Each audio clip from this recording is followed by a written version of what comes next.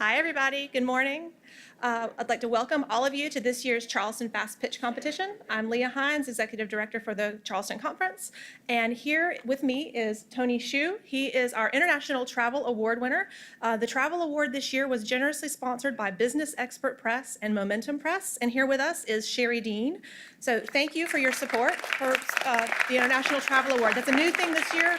We're really excited about it. So here is Tony to present on the rabbit hole of knowledge. Thank you very much. Leah, thank you for the warm welcome. It's great to be here. And thank you Business Expert Press and Momentum Press for your support. All right, okay, how does this clicker work? Okay, all right, perfect. We live in an increasingly fast-paced world. And as a result, people prefer to consume their professional content in under 10 minutes. Wouldn't it be amazing if anyone could grasp an unfamiliar topic or research publication this way? Introducing the rabbit hole of knowledge. Based on big data analytics of the Almetric database, the rabbit hole of knowledge identifies the most influential academic publications for the search keywords. Then it assembles news stories, blog posts, and YouTube videos associated with these publications and visualize these social network derivatives in a word cloud with the size of the item representing the Almetric score of the underlying publication.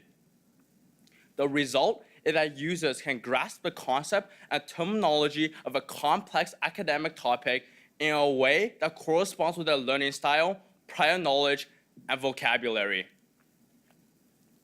As a first-year student, I find reading papers extremely time-consuming, and review papers are still too specific as a starting point to explore fields of interest and consolidate learning from lectures. That's why I helped create the rabbit hole of knowledge, to lower the barrier of entry into academic readership. Through results that are broader and more relevant to the bigger picture than academic database search, the rabbit hole of knowledge is a starting point to finding original original scholarly publications, and consequently encourages students to engage with libraries as active learning spaces in which they can develop their own inquiries and follow their own learning path. Here's a demo, if it'll play. Back.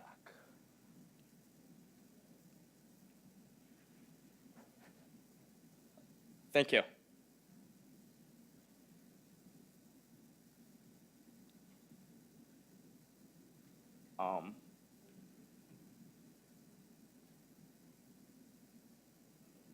Is the thing playing? Okay, so what you have saw was that so a user would type in a search keyword, and then is mining, is assembling, is web scraping for news stories, blog posts, and YouTube videos. Then it displays this as a word cloud with the size of an item representing the impact value of the underlying research. And when users click them, it takes them to news stories, blog posts, and YouTubes. And the idea of this is very quickly they could grasp the landscape of the research landscape of that particular field.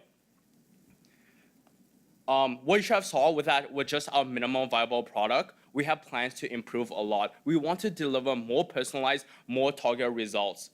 But for that, we need more data, and I need your help to implement machine learning to deliver these results. Please reach out if you're interested. At the Rabbit Hole of Knowledge, we are on a mission to create a stepping stone towards a academic literature readership and research proposal formulation. Thank you.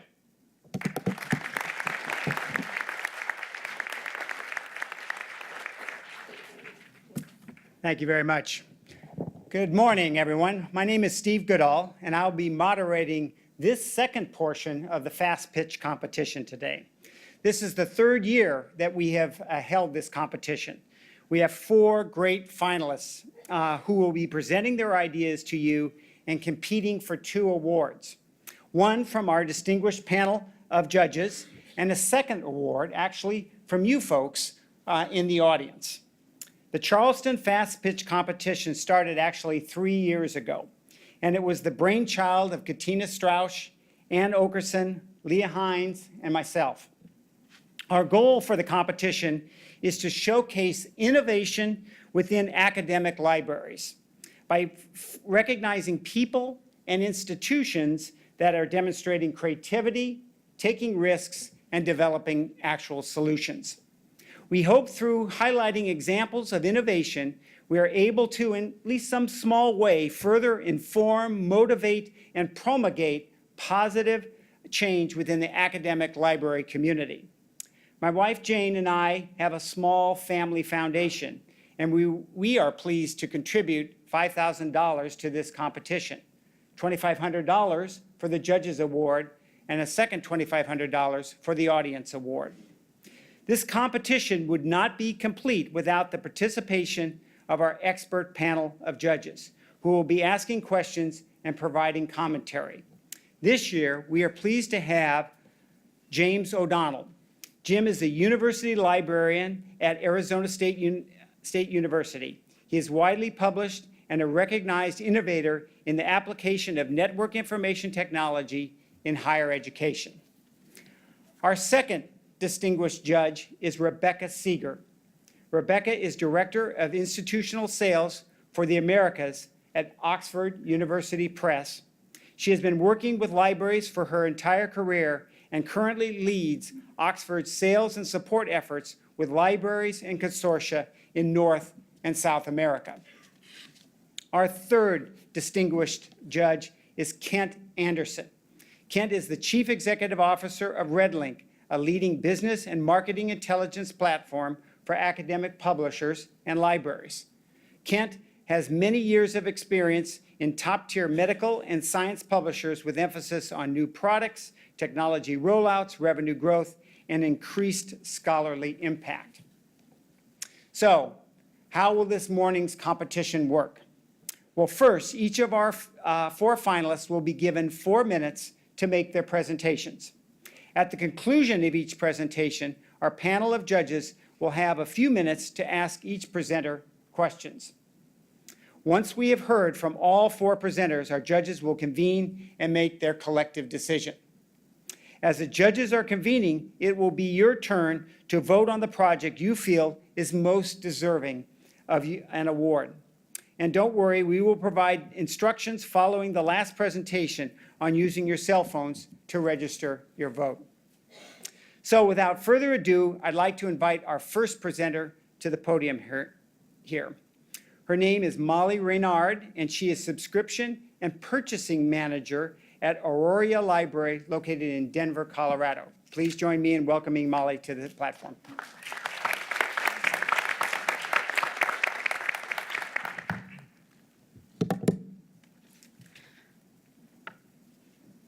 How many of you in the audience have streaming video collections like Canopy, Alexander Street, or Films on Demand? That's what I was hoping for. In academic libraries, almost 92% of students are using streaming video for specific class assignments. As a library acquisitions professional, I negotiate for the best terms and access for my patrons. But because streaming video is a newer format, libraries are accepting restrictive license agreements that reduce digital inclusion and contribute to the loss of traditional library resources such as interlibrary loan. Silver, or Streaming Interlibrary Loan Video Resources, is Auraria Library's venture to research and develop a system for interlibrary loan for streaming video. Libraries have long been able to lend print books, journal articles, and DVDs through companies such as OCLC. However, there are currently no initiatives to develop a system for interlibrary loan for streaming video. We should not disallow ILL solely due to new collection formats. Instead, librarians and vendors should work together to make resources available to those who need them. The library world saw that happen in 2014 with the creation of Occam's Reader for ebook ILL. We are now at a point where we need to make another leap of innovation and create a system for streaming video ILL.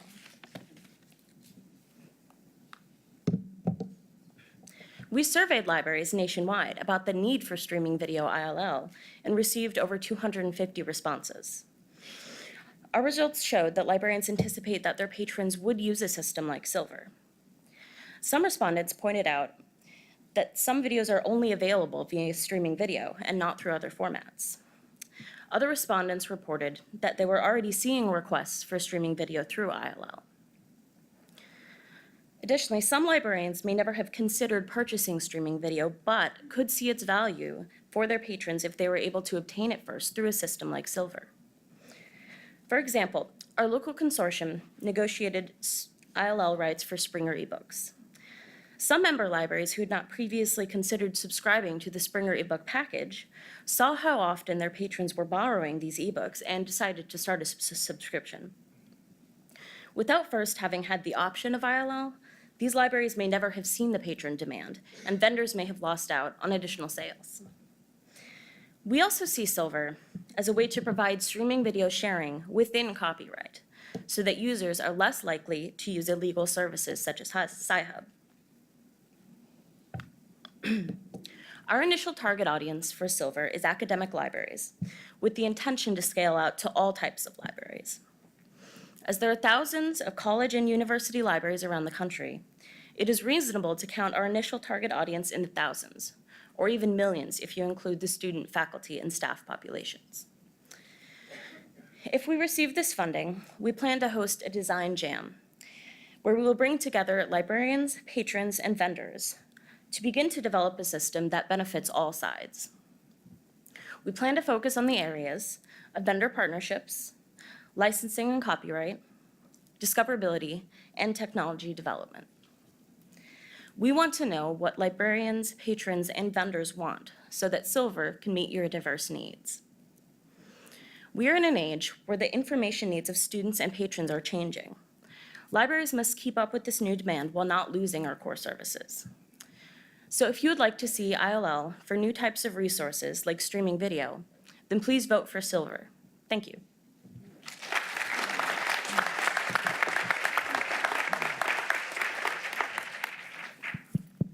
Good morning. Hi. We've all read on the stage here, we've read more detailed presentations from the participants. I wanted you to think forward to success and say what you think the hard part of this will be. If you're a success a year from now or whatever, what will have been the tough bit to get through the toughest navigation?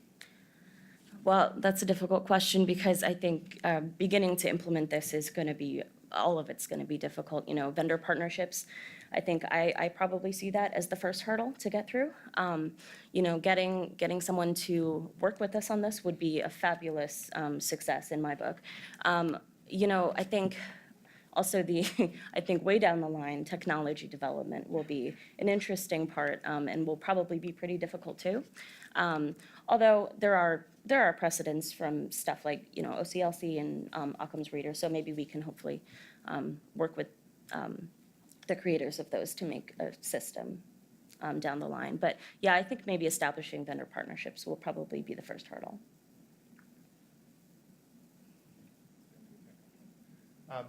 So one of the things about streaming is that, my question is, have you kind of navigated who pays for the streamed ILL video? Because the analogy seems rough to me between ebooks and streaming. You have low bandwidth, low storage versus high bandwidth, high storage. Yeah. So wouldn't the library who's loaning it actually pay the streaming costs? And how do you overcome that economic disincentive for them to share? Well, that's another part of that's another kind of thing we really want to focus on at the Design Jam. Because we want this is a reason we really do want everyone in the room at the same time, because we don't want to disincentivize anyone. And we want other people's ideas. We want vendors' ideas about how to make this not disincentivizing to them. So, I mean, we have some ideas about how to kind of pay for it. There are possibilities that maybe libraries could pay a higher subscription fee in exchange for ILL rights. I mean, these are just ideas we've thrown together, just kind of batting this idea around. But I don't kind of want to commit to any ideas on the record because I really do want everyone's input. So just one other related question. Yep. It sounds like the two areas that you're wading into are two of the most expensive, legal and technology. Yep. So how do you pay for that path? Well, this funding would certainly help. And that is one thing. I know. And we've also, we've been applying for other grants like crazy. We've been applying for grants for this. So basically, yeah, we're going to kind of keep going, keep applying for grants and see what happens. Okay, thank you. Thank Molly. Thank you very much, Molly. Our next presenter is Devin Savage. He is Associate Dean of Assessment and Scholarly Services at Illinois Institute of Technology located in Chicago, Illinois. Please welcome Devin.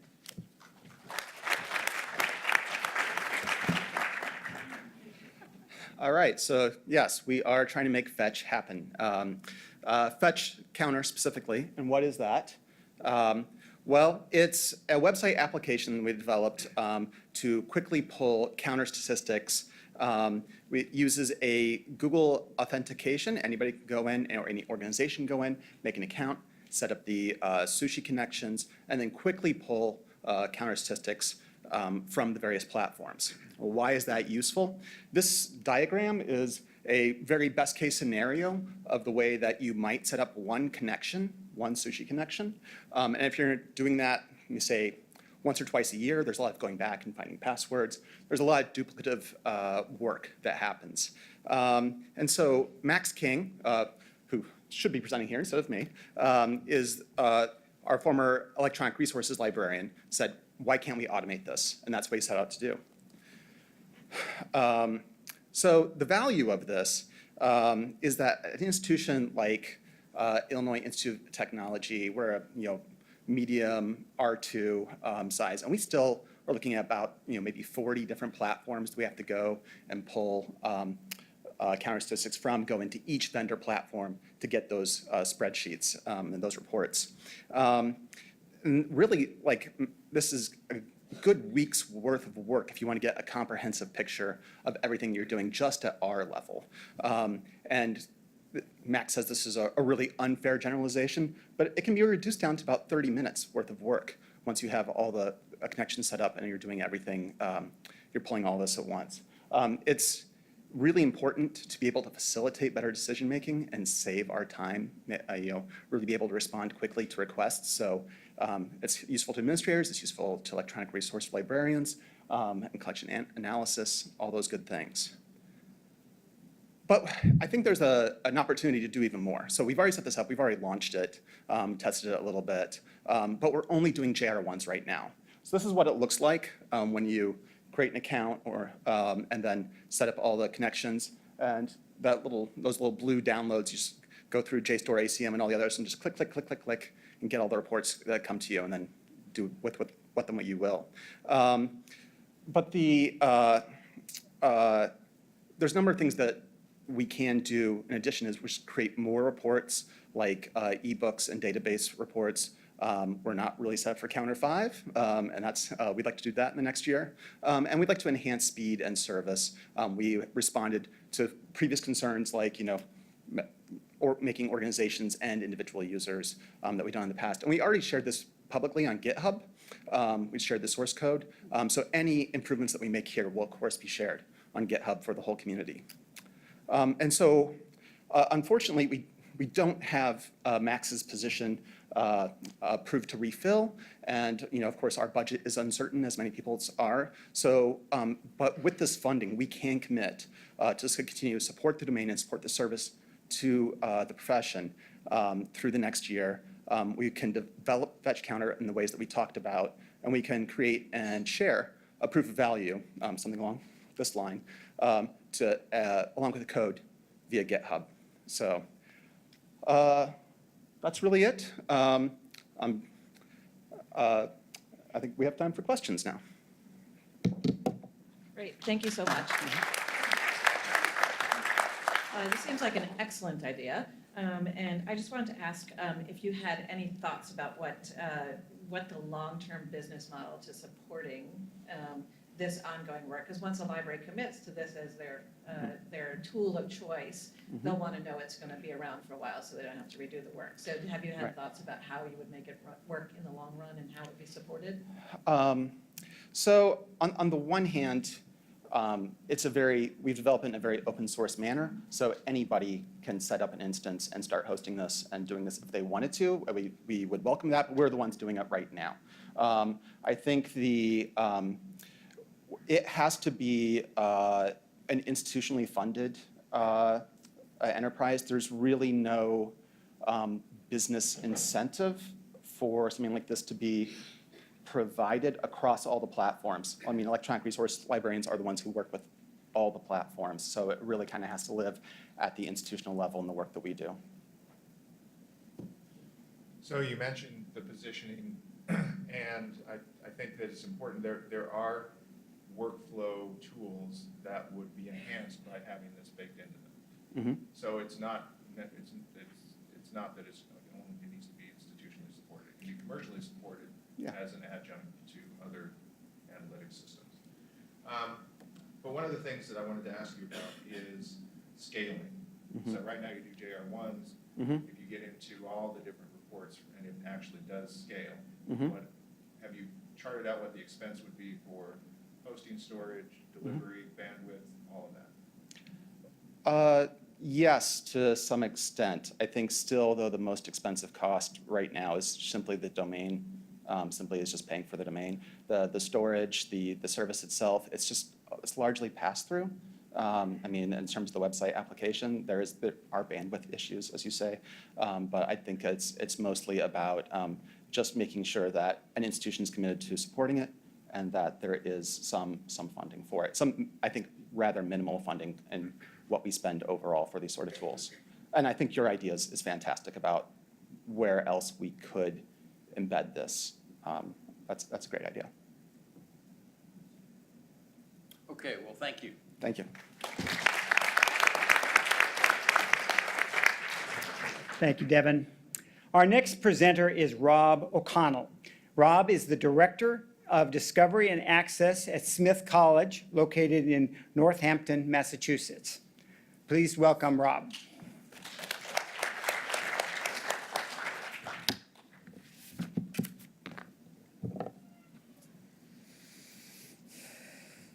In the summer of 2017, Smith College Libraries began renovating its main library.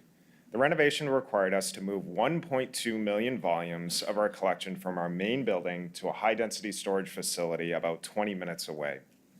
As we required our collection to be available for the fall, we needed to rapidly scan these items, tray them, and put them on shelves before the start of school, meaning we only had about 3 months to get all of this work done. In the spring, we surveyed the market to see what tools were available, and were concerned by what we found. Many of the tools were costly, inflexible, and confusing for general users. For this project, we needed a simple tool that would allow our movers, who knew very little about libraries, to quickly scan items to trays and get them on shelves. So we built our own tool, the Smith Inventory System. The Smith Inventory System, or SIS as we refer to it at Smith, focuses on 3 core values: modern, flexible, and open. SIS uses modern technology to create a simple, platform-independent solution that allows users to rapidly scan barcodes and track precisely where those items are in a storage facility. While the software is designed to work in a high-density storage environment, it is not required. SIS can be used in projects both big and small, from moving and storing a few hundred books to managing a large high-density storage facility. SIS is designed to be flexible. It comes with core components such as inventory tracking, reporting, and internal staff communication, but can also be extended, allowing external services to connect and work with the software. SIS is designed to work in conjunction with a local database, an integrated library system, and external services such as Iliad, allowing staff to work in one platform and not worrying about jumping to multiple systems. A search in the SIS database will reveal not only the precise location of the facility, but will also give staff important information such as the call number, title, and description of the book, reducing the time spent looking for the material. In addition to working with multiple systems, SIS is designed to work without Wi-Fi, allowing staff to do all of their work on a device and then pushing those changes to a server when they have a connection. So where we'd like to go from here? If we were to win the money, we would look at 3 development areas. The first is continuing to make the application more flexible, including extending the software to work on platforms such as iOS and Android. Additionally, we would like to continue to expand into other integrated library systems and library service platforms, ensuring that SIS works with multiple vendors. But most importantly, we would like to market this product to the community, working with other libraries to beta test the software. We could particularly see the benefit in partnering with institutions that don't have the money to purchase a commercial product and have inventory projects, both small and large, that could benefit from using SIS. The Smith Inventory System, a modern, flexible, open source solution to tracking and managing a library's inventory. Thank you.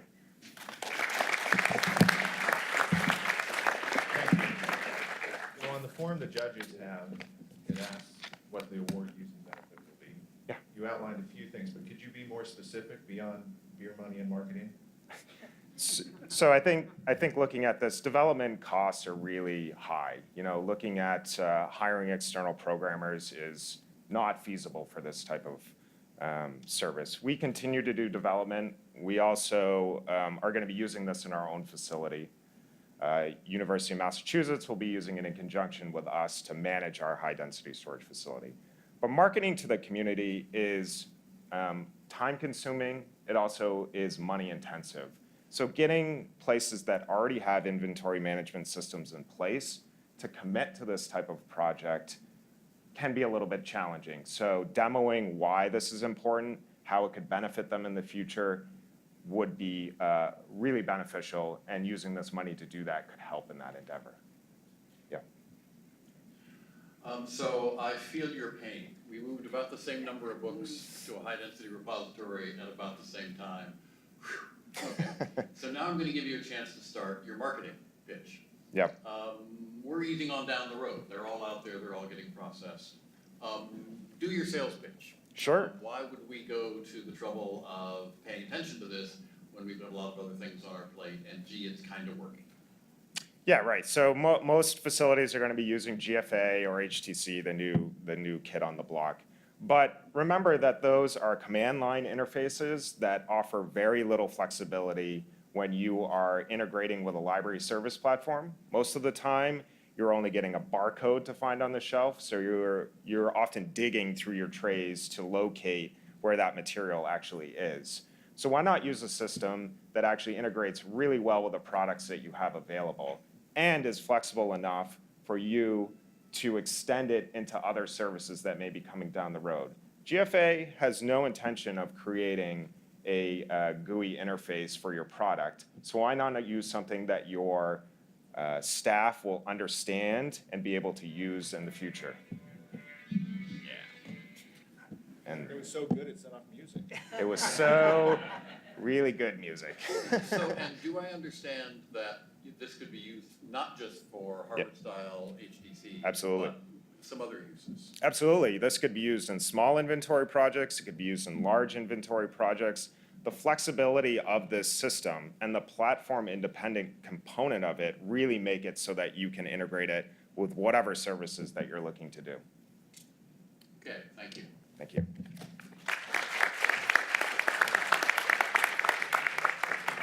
Thank you, Rob. Our final presenter this morning is Michael Young. He is Humanities Librarian at University of Connecticut in Storrs, Connecticut. Pax He's also an vobiscum. actor. No. Pax vobiscum. Ooh. On that. Have you ever noticed how often high school and undergraduate lecture courses look like this or like this? What if we use new virtual reality tools based on collaborative digital scholarship to make the same classes look like this? What if the object of study was captivating as what students see on their phones? At Greenhouse Studios, a Mellon-funded initiative housed at the University of Connecticut Libraries, a group of technicians, scholars, and librarians have built a virtual reality reconstruction of the coronation mass of the Holy Roman Emperor Charles V in 1530.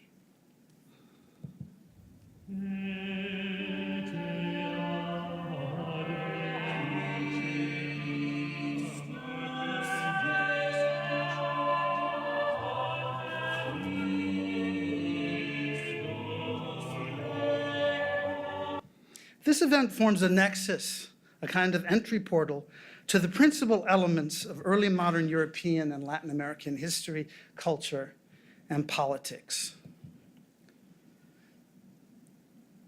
The immersive virtual reality experience with clicks to sources and further information has the power to transform passivity and boredom on the part of students into active engagement and sensory delight. We have some testimonials. This is super cool, dude. Viewing the artwork in VR adds a whole new perspective. Charles VR was an amazing experience. It gives off the wondrous feeling of visiting an art gallery while also serving to educate its viewers. It's an outstanding pedagogical tool for students and scholars alike. I can't think of a better way for anyone to understand how art, music, and ceremony could come together in a single space at a single moment in early modern European history. This anecdotal evidence has convinced us of the value of our project and the need for user research. Our journey to create Charles VR began in July 2017 when we assembled our collaborators who then defined the problem. Then we identified the resources we would need and the configuration and scope of the experience, how long a segment of the mass, clicks to source material and citations, different vantage points within the experience. With Unity game engine software, we built a robust beta version of the project, which we showcased at the Games for Change Expo in New York City in June 2018 to international acclaim. Now we have reached a stage where user research can furnish data and means to improve and enhance our project. We need to go beyond our anecdotal testimonials and conduct focused user research that will engage faculty and administrators to develop pedagogical models for virtual reality projects in the humanities and other disciplines. Models which can be tested in other institutions and advanced high school programs. It is for funding to begin this research that we are competing today.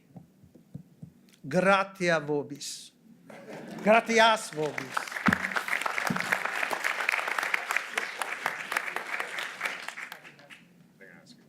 Oh, I'm sorry. Question time. You don't ask the Pope questions. I will answer questions urbi et orbi. Yes. Thank you for the theatrical presentation. I'm the sorry. Theatrical resource. No, I hope it was doesn't count lovely. against. No, it does not. Okay. So I guess super interesting project. And so what in your mind what would you think of as success as a result of this program? What are you looking for?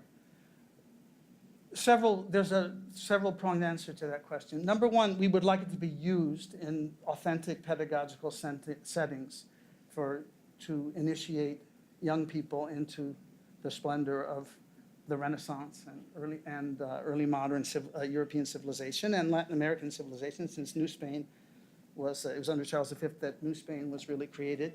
But also, it was a model of collaboration. We hope to sort of spearhead a couple of things. This kind of intense collaboration between librarians, scholar librarians, scholars, and technicians. And we would hope that it would be replicable and be emulated. In addition, even the building of it had enormous pedagogical value for the participants, and I think on a more modest scale, it could become a model for students to do things. And there was one other answer that has slipped my mind. I don't know if that's sufficient, but anyway, I'm sorry. No, just. So let me ask the sales and marketing question. Yes. If a virtual reality tree falls in the forest and no one is there to see it, whatever, How do you expect to make this known and more widely used? Well, the usual venues, presentations at conferences. The person whose brainchild it was is a musicologist, music historian, and directs an early music ensemble. So, and he's a middle career scholar, so he gets around a lot. And word of mouth. And again, we hope to involve administrators and faculty initially, and then eventually students in testing it and persuading local high schools to use it. Do you expect it to be freely available? Yes, it's open. It is. It is. I wish I could remember the other. There was a wonderful question about the value of it, and Infallible? huh? You're not infallible? That was not in 1530. Papal infallibility is in 19th century. I'm sorry. I apologize. Okay, Okay. thank you. Thank you.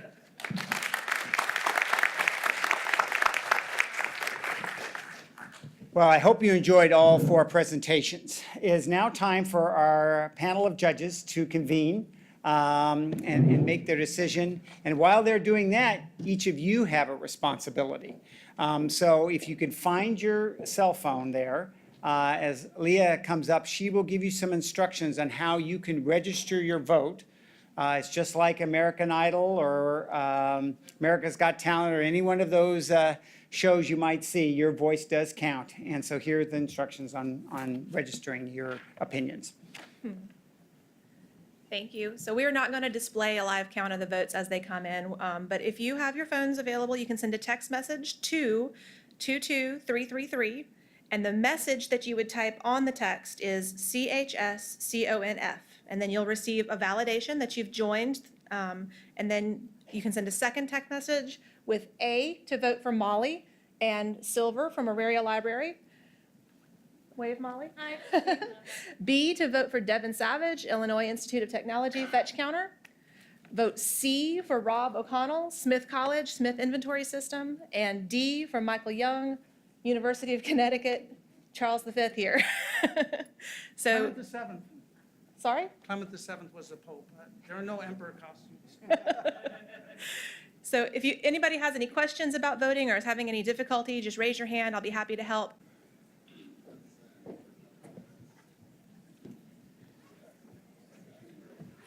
Well, thank you all for your voting. I have a large check here.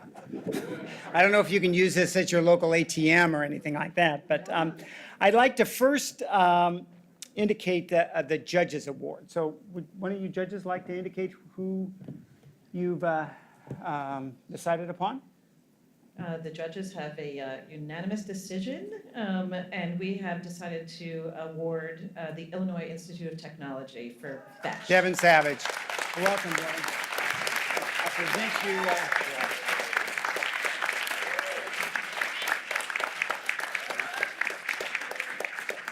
If you can just fold that up and put it in your wallet, there should be no problem. All right. Now, the Audience Award. Based upon your votes and tallying those, I'd like to announce that Smith College ended up winning the Audience Award. So, Rob?